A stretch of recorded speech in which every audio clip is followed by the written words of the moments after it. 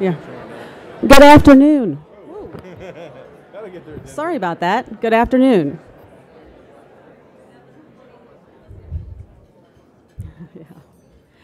Good afternoon, everyone, and welcome to NATOA's 36th Annual Conference. I'm Rondella Hawkins, Director of Telecommunications and Regulatory Affairs Officer for the City of Austin. So welcome. Yay, Rondella. And I'm Keith Reeves, NATOA board member and station manager for the City of Austin, Texas. Welcome to our city, everyone.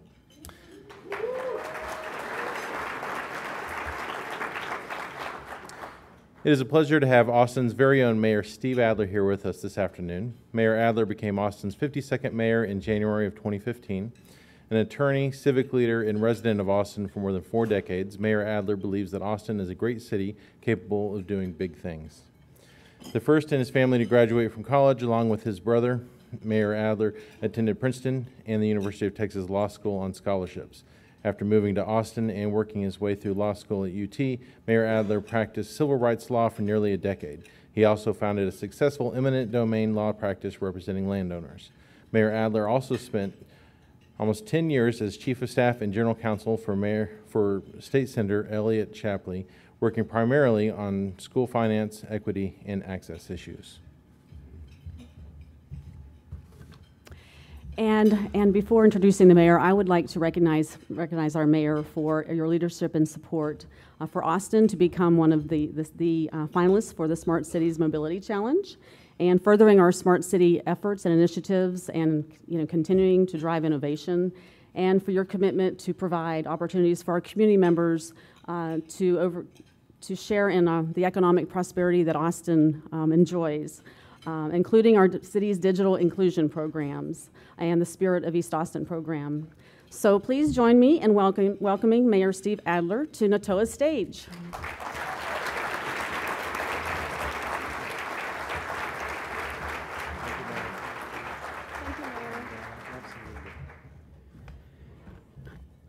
I want to welcome all of you to Austin, Texas.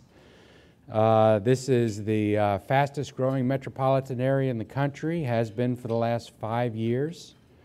So you'll see cranes on our horizon. I want to make sure that you not only enjoy the conference here, but that you actually get out down on Rainey Street or 6th Street, both east and west, 11th and 12th, 9th and Red River, so that you get to listen to some of the live music in this city. We like to call ourselves the live music capital of the world. You need to make sure that you taste that, and that you also taste some of the food trucks that we have in this city, especially those that are serving tacos.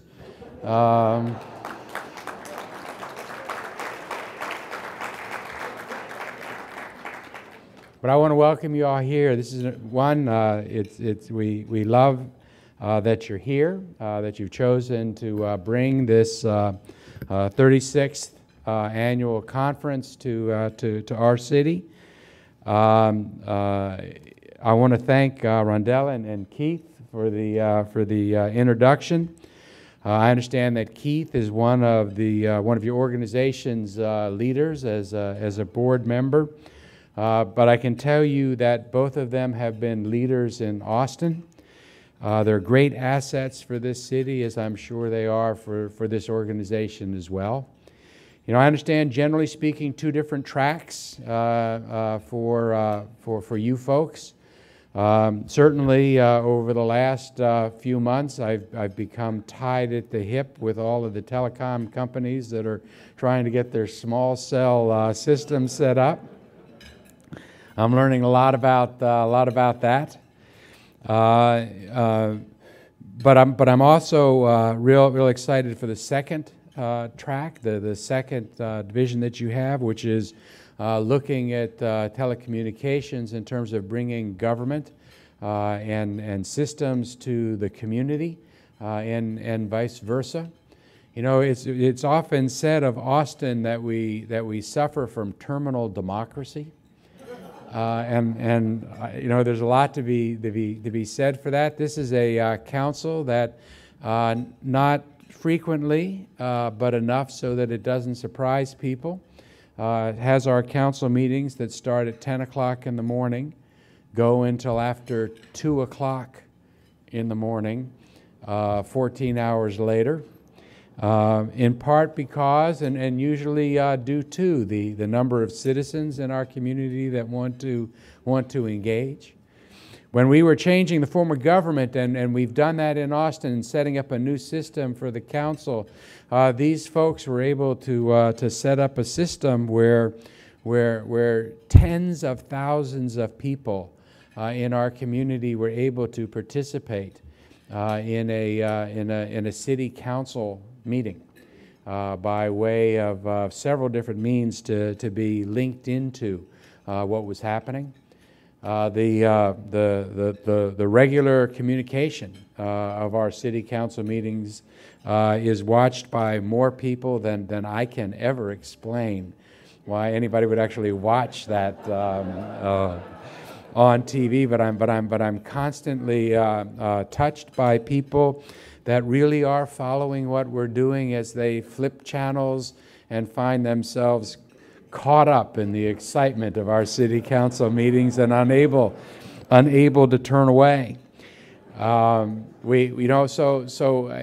service that you all provide in that is, and the work that you do in that area is so important to Austin, and I am just so proud of Rondella and Keith, and so appreciative of the work that they do for our city, that I have left an executive session to come over by way of supporting the work that we do, because it underlies so much of what it is that is the spirit and soul of this city in terms of access.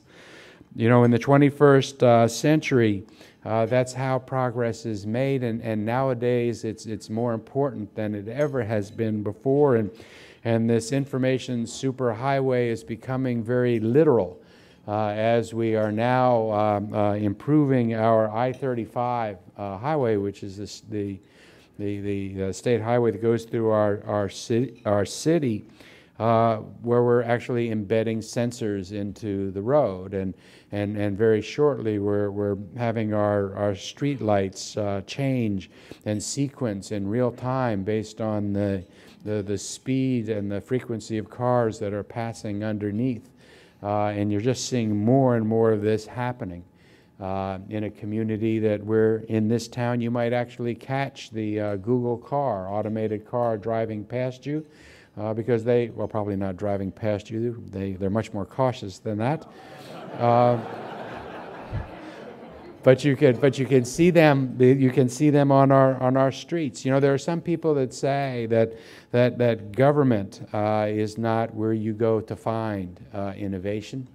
And I know that not to be true, as I'm sure you do. You just have to try to tell that to Alan Turing or Buzz Aldrin or the good folks at DARPA. There's huge innovation that happens, especially now in government. And I like to think in so many ways happening at the municipal level, where people actually expect things to get done. And to happen in government. That's why it's important for our city and our system to support you in the work that you are doing, and why it was real important for me to come here today to welcome you to Austin, Texas. Have a great conference. Thank you. Thank you.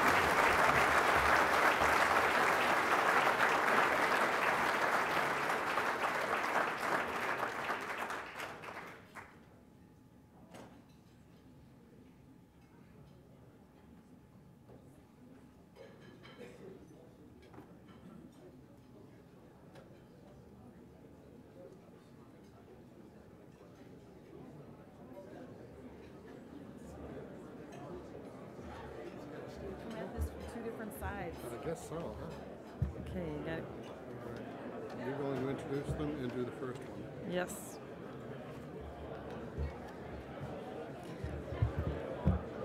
Thank you, Mayor Adler, Rondella, and Keith. Appreciate that welcome from the City of Austin. We have such a mixture of members in our organization. Many of you wear many different hats, or some of you are one part of what we do at local government, but we have PEG people in the room, we have broadband people in the room, and we have legal and regulatory and franchising, public safety, and so much more. And so even just the program of our luncheon today is a very nice mixture. Our next item is presentation of Community Broadband Awards. In recognition of the broadening role of government in technology, NATOA proudly honors outstanding individuals and projects that seek to improve government and public options in broadband technology. This is actually our 10th year of presenting these Community Broadband Awards. So NATOA was really on the leading edge of wanting to recognize these local projects.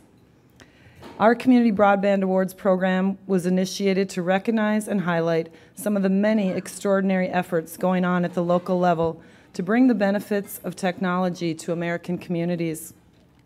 Throughout the United States, numerous exceptional leaders in government, business, organization, and the community are serving as champions of local interests and needs in broadband and technology. And NATOA's awards annually recognize these efforts and achievements. And of course, we're especially pleased to have Commissioner Rosenworcel with us today because we know that our award recipients are thrilled to be able to be recognized with the commissioner here. Our first award is for Community Broadband Project of the Year, and the award goes to the City of Ammon, Idaho.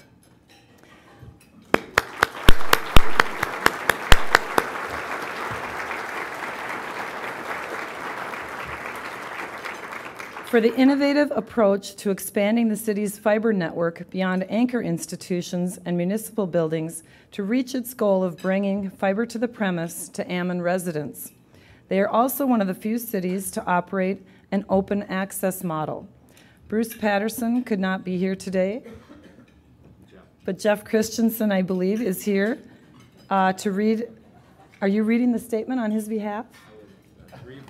All right, great, thank you. Thank you very much, and I'm honored to receive this for Bruce and for Mayor Kirkham and Ammon.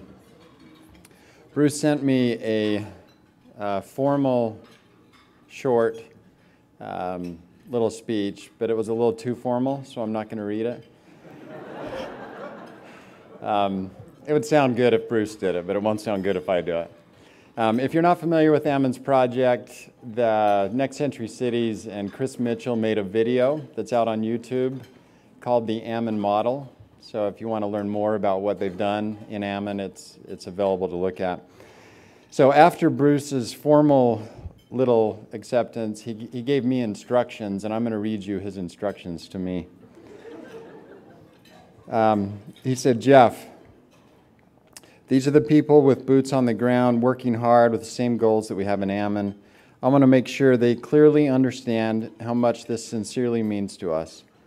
I know that the people represented in NATOA believe in the cause. They work hard at it without all of the extravagance available to private sector interests. What they do is important to everyone, but many don't know it. Please say whatever you would like, but try to make them understand how much we respect the organization and how much the award means to us as a result. And please let them know if there's any way that we can help by sharing our experience or through a simple expression of support. We would be more than happy to do it. So thank you on behalf of Ammon.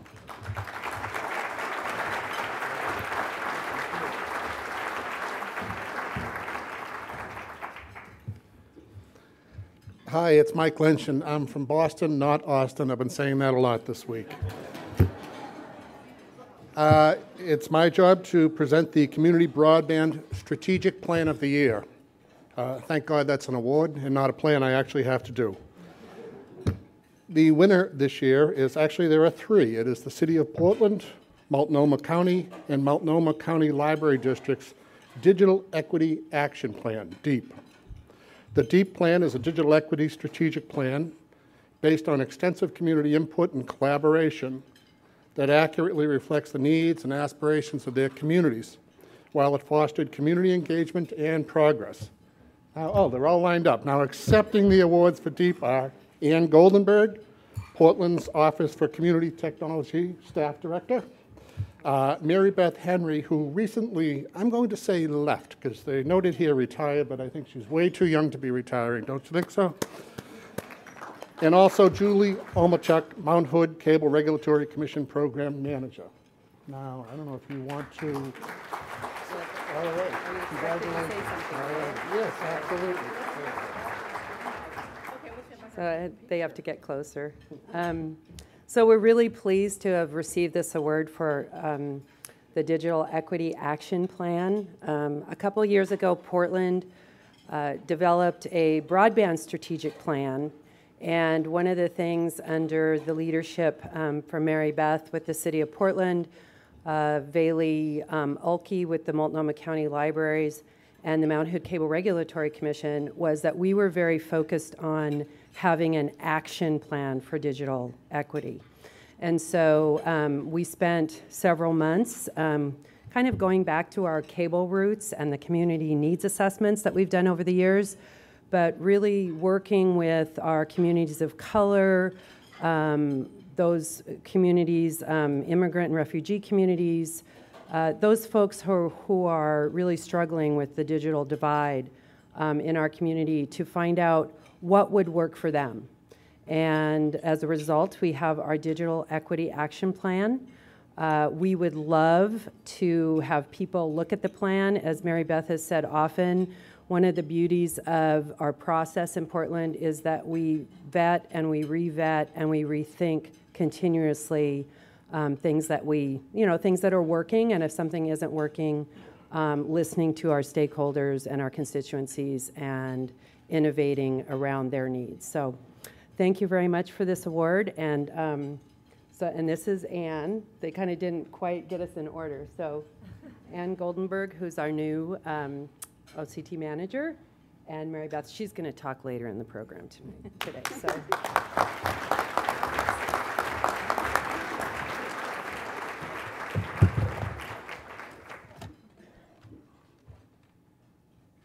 Our next is the Community Broadband Digital Equity Project of the Year, the City and County of San Francisco's San Francisco or SF Connected program.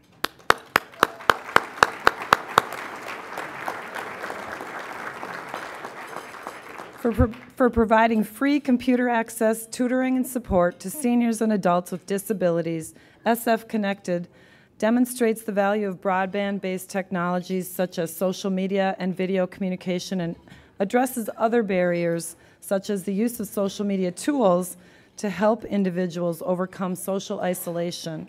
Accepting the award is Brian Roberts, San Francisco's Department of Technology Policy Analyst.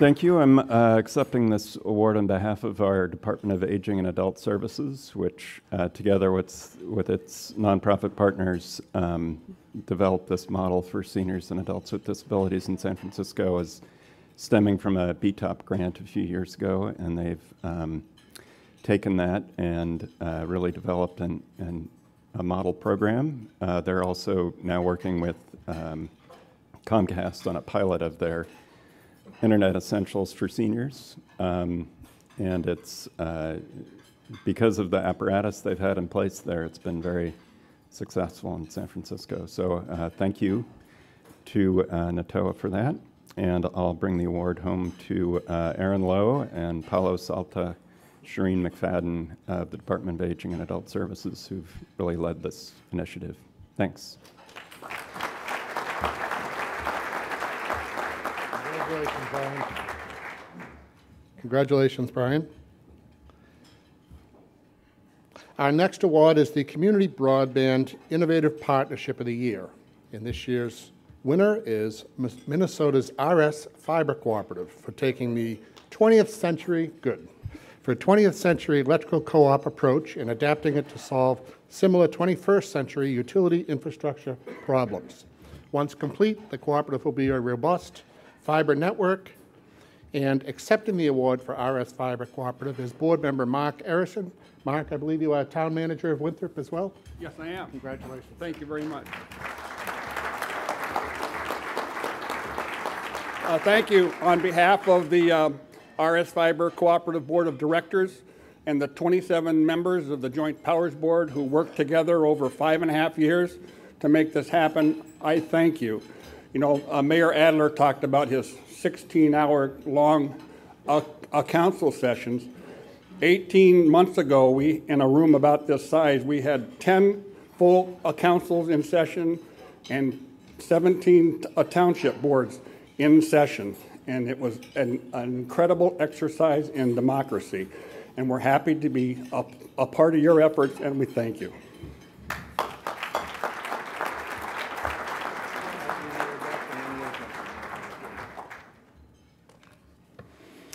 And our next award has a very bold title. It is Community Broadband Visionary. Very impressive title, and it goes to a well-deserving person. Mary Beth Henry for exemplifying connected leadership and vision required for communities to navigate the rapidly changing broadband landscape and serving as a long-standing champion of community broadband access across Portland and the country. Please join me in congratulating Mary Beth for her 3 decades of work with Portland. Thank you. Oh, wow. Thank you. Thank you.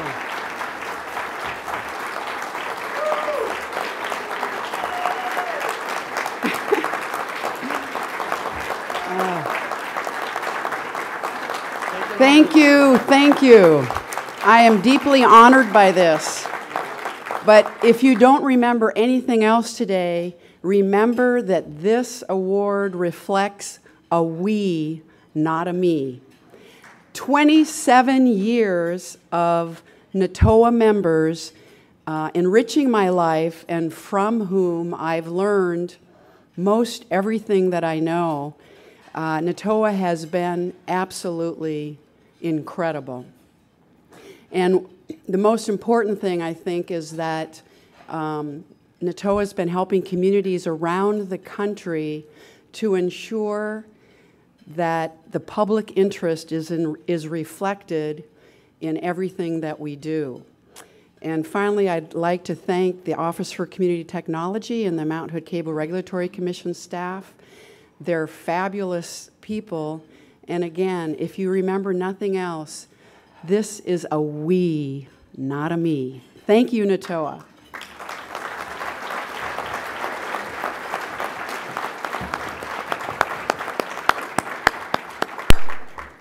Thank you, Mary Beth. A couple of weeks ago in Boston, we were at the Alliance Conference, and we were teaching a session on franchise renewal, and I kept having to say throughout the session, I can't take credit for this idea. I stole it from Mary Beth Henry.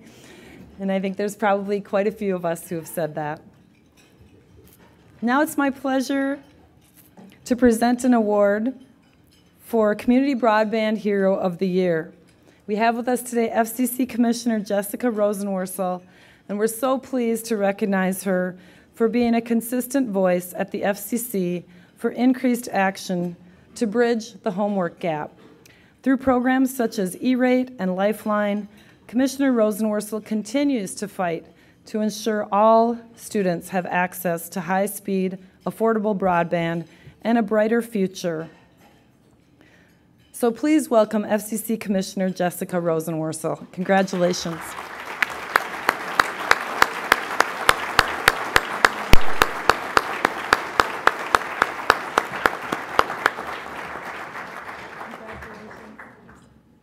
And I want to give a couple of introductory comments for her speech. Jessica was nominated for a seat on the Federal Communications Commission by President Barack Obama on May 7th, 2012, and was confirmed unanimously by the United States Senate. She was sworn into office on May 11th, 2012, and we certainly hope for her continued presence on the commission. She brings a decade and a half of public sector and private sector experience to her position at the FCC. And I could go on for another page of her bio, but I do want to say that sitting at the table earlier, she wanted to point out that on the NAB effective competition order that we were discussing, she did go against the grain with the rest of her commissioners on that order. And so let's have a warm welcome for Commissioner Rosenworcel.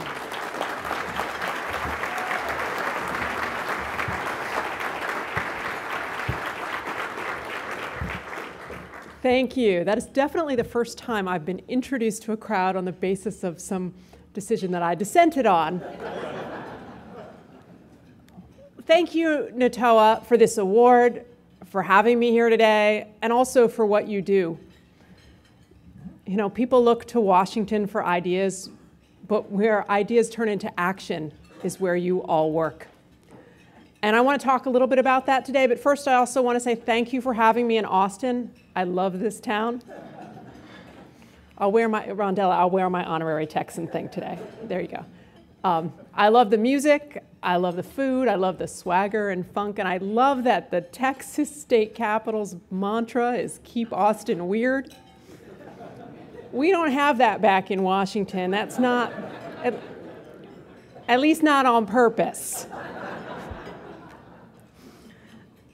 But again, what I want to talk about today is not really about Washington and the homework gap, but I want to talk about efforts to improve digital equity that are taking place locally and how people like me in Washington can take a cue from what you do. And I talk about this all the time, but if you haven't heard, today we have data that show that 7 in 10 teachers assign homework that requires internet access.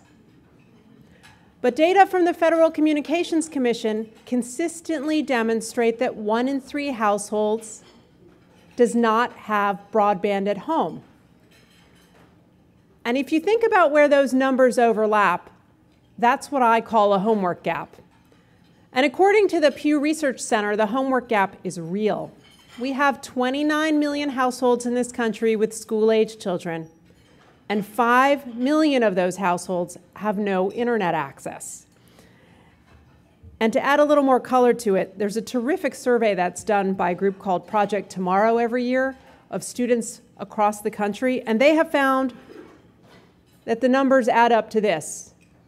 1 in 5 students in our schools today are affected by the homework gap. I mean, this gap didn't exist when I was growing up. When I was growing up, if I wanted to do my homework, it took paper, a pencil, and my brother leaving me alone. And that last one, that was the hard thing. But in my job, I get to travel all across the country and speak not just to industry folks and officials. I try to go and visit schools and learn about technology and students. And so I've spent time with students in California who linger in the halls as long as they can after school just to do their work in a safe place with internet access. And I've heard from high school athletes in rural New Mexico who get back late at night from their football games and then sit in the pitch black of the school parking lot in order to pick up a wireless signal and do their homework late into the night.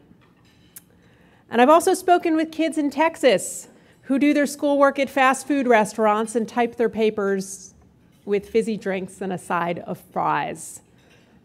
And I've spoken to girls, and this one's near and dear to me, who want to go on to careers in science, and they get their parents to drive them night after night to a friend's house or a relative's house, somewhere that they can get broadband service.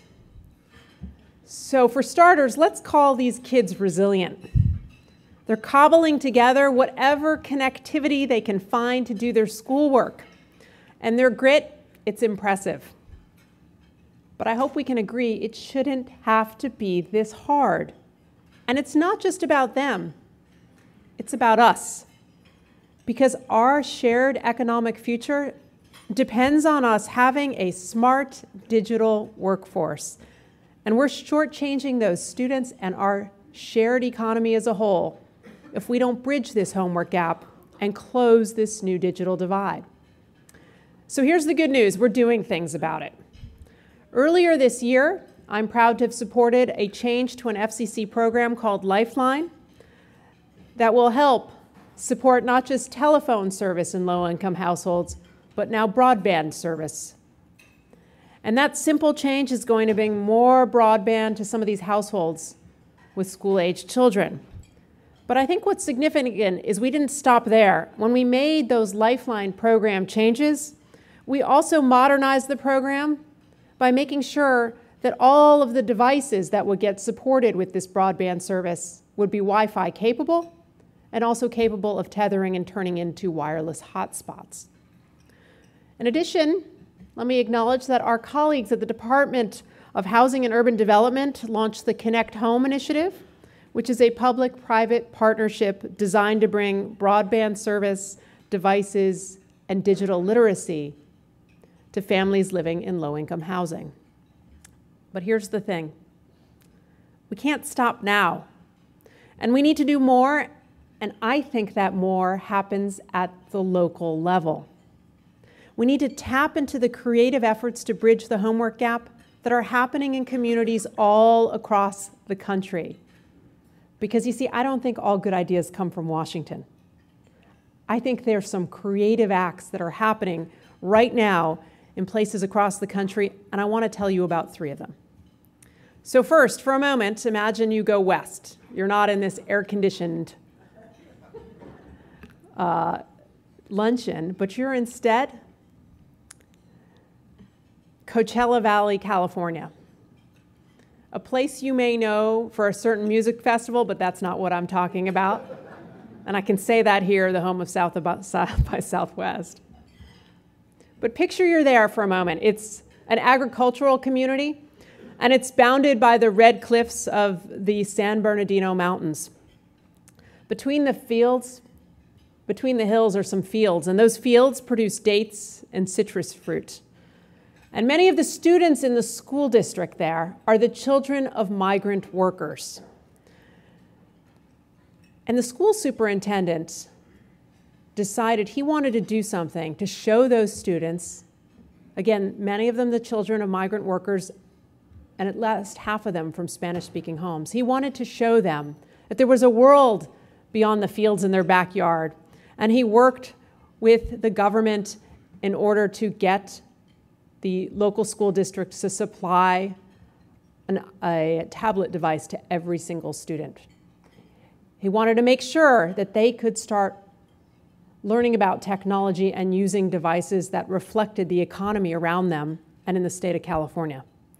But he found when he did, he had students every night sitting outside his office, sitting in the parking lot, with those devices perched in their laps and on their knees, because they had nowhere at home to get a reliable signal in order to do their homework. They were falling into the homework gap.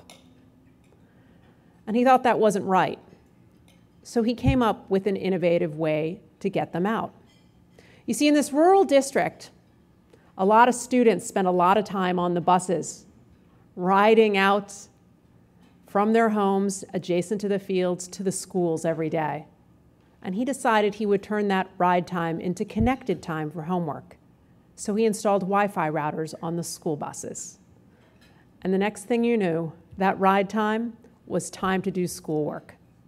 And it got even better because he went and he parked those buses overnight in the trailer park communities where some of the lowest income students live in order to increase the likelihood that they would have sustainable access. And the really neat thing about these buses, and I can say I've been on one of them, is that this effort is now being copied. Because there's similar efforts underway in communities all across the country, from Marengo, Illinois, to Huntsville, Alabama, and too many more places in between to count. And when I look at this idea, I think what's great is it came from the ground up. It came locally.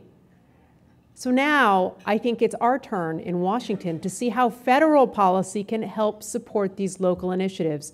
And we should now explore, as I said in Senate testimony last week, we should now explore whether or not the FCC's E-rate program could support learning on those school buses.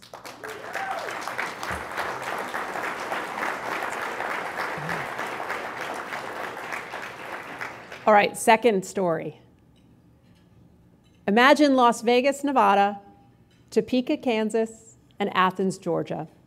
And you're probably thinking 3 communities that have nothing in common with one another. I mean, the first is our nation's premier entertainment and gambling location. The second is in the heart of the Midwest, and the third is a university town. But they actually have something in common. These towns all saw they had a homework gap with their students, and they decided to do something about it. And each of them, in their own way, identified the free Wi-Fi hotspots in their communities and developed directories and maps to indicate where students could safely do their homework. Now, some of the places on these maps are totally predictable, the library and municipal buildings. But what's striking is some are not. Because businesses of all stripes and sizes have pitched in to do their part. In Athens, for instance, we have small insurance offices. We have hotels like Howard Johnson's, and we have stores like Walmart, who all stepped up to help out. And these businesses, large and small, that are a part of this effort, get a colorful decal to put in their windows, announcing that they are a safe space for homework. Now imagine those decals just multiplying around a town, and imagine the statement that makes to students. Every one of those decals says, your schoolwork matters and your community supports you. Again, this is an idea that came from the ground up. Wasn't something we created in Washington. But I think we can do our part to make sure that federal policy supports those local efforts. And we should have the Federal Communications Commission or the Department of Education create a clearinghouse for this so that everyone can figure out how to do these kind of exercises in their communities and get more kids connected. All right. Third and finally, picture the libraries of New York City. You can start with that iconic branch that's on Fifth Avenue with its marble columns and grand windows, and if you've been inside, you know it's got cavernous spaces. But at the same time, I want you to think about a little library in Cherryfield, Maine, where it is a lot colder than Austin, Texas today. That's just my gut, that's not authority. It's a small, beige colonial, and it's got green shutters. And it's a town with a population of just over 12,000, and it's in the easternmost county of the United States. Again, what do these locations have in common?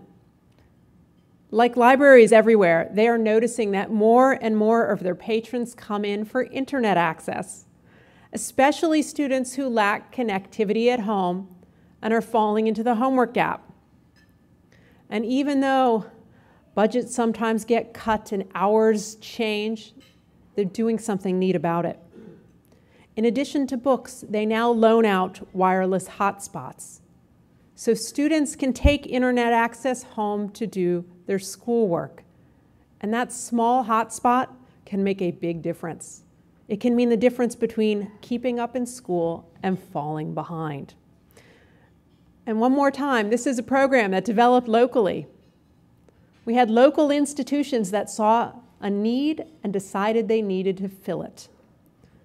But what we have to do is make sure that federal policy supports those efforts.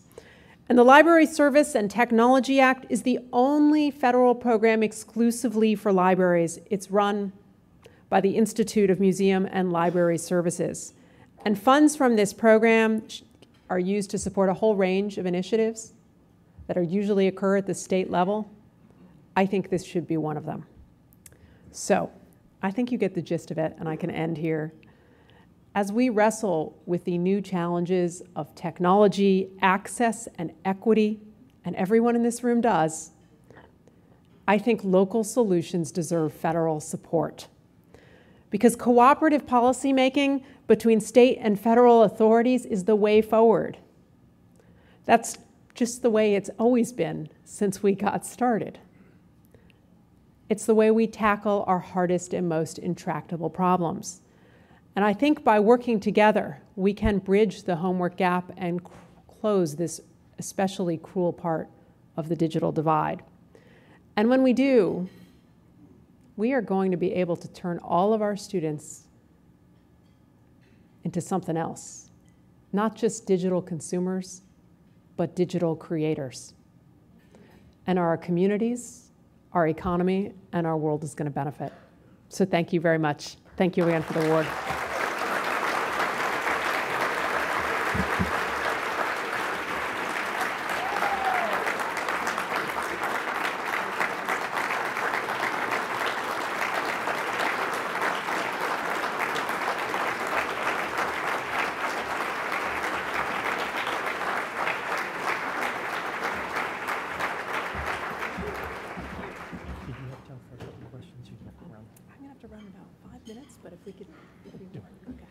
We have time for about one question, maybe two if we go fast. So, anybody have a question for Commissioner Rosenworcel? Tony Perez. Speak up, Tony. Speak up. Speak up.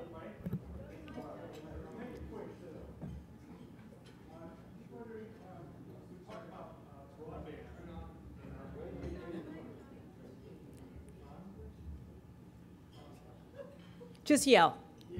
Don't worry. Yes, just speak loudly. Okay.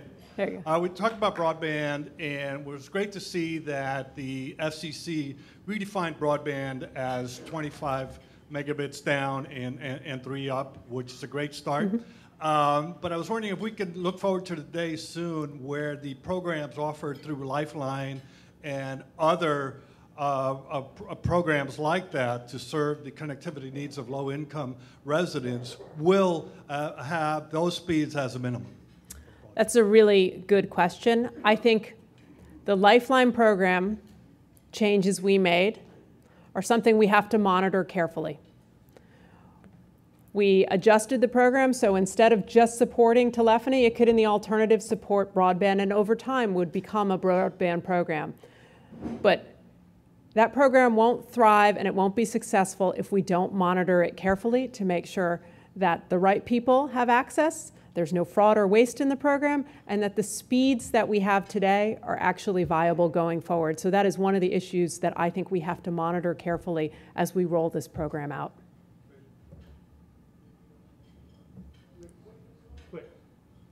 Commissioner, like the buses, we want to thank you for the change that you made to the E-rate program, where if we have an IRU, we can now apply for E-rate subsidies. And for a lot of local governments with INETs, that's really very, very helpful. On the other side, we'd like to ask you for your leadership. An awful lot of times people give us a hard time about how long we take to act on something. There are a couple of communities here that have waited more than 4 years to have action taken on their satellite placement ordinances. Immediately when they were adopted, the next day the industry went to the commission, and now the city of Philadelphia, Chicago, and Boston have waited over 4 years, and those rules have been sort of put in abeyance. And so it would be nice if we could look at that. We'd appreciate it. Okay. Surprise, I don't know the details of that right now, but you can follow up with my office. I promise you I know how to agitate and irritate. Thank you.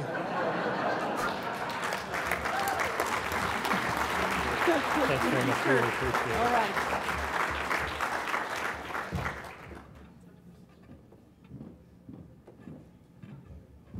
Folks, if that's not an example of a broadband hero of the year, I don't know who is. So again, Commissioner Rosenworcel, thank you very much.